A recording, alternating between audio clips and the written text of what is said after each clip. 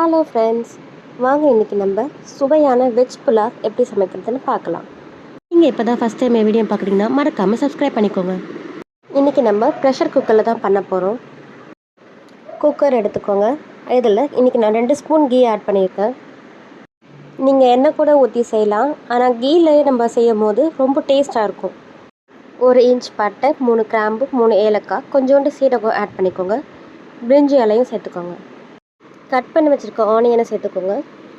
Onion ரொம்ப வதங்க வேணாம், லைட்டாக கலர் சேஞ்ச் ஆகிற மாதிரி இருந்தாலே போதும். 2 பெரிய பச்சை மிளகாய் எடுத்துக்கோங்க. சின்ன மிளகா வந்தால் 3 எடுத்துக்கலாம். இன்றைக்கி நான் ஒரே ஒரு கப் பாஸ்மதி ரைஸில் செய்ய போகிறதுனால 2 பச்சை மிளகா தான் எடுத்திருக்கேன். இஞ்சி பூண்டு பேஸ்ட் 2 ஸ்பூன் எடுத்துக்கோங்க. ஒரு கையளவுக்கு புதினா எடுத்துக்கோங்க. ஒரு கையளவுக்கு கொத்தமல்லியும் ஆட் பண்ணிக்கோங்க. கட் பண்ணிவிட்டு கேரட், பீன்ஸ் எல்லாமே சேர்த்துக்கோங்க.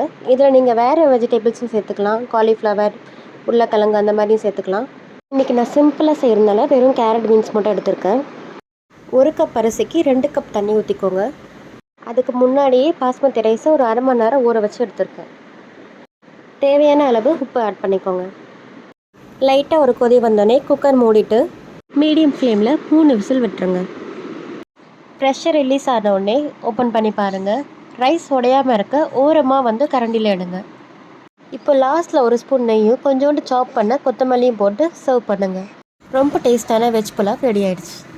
கூட பன்னீர் கிரேவி வச்சு சாப்பிட்டு பாருங்கள், ரொம்ப டேஸ்ட்டாக இருக்கும். பன்னீர் கிரேவியோட ரெசிபியும் நம்ம வீடியோவில் இருக்குது, மறக்காமல் செக் பண்ணிக்கோங்க.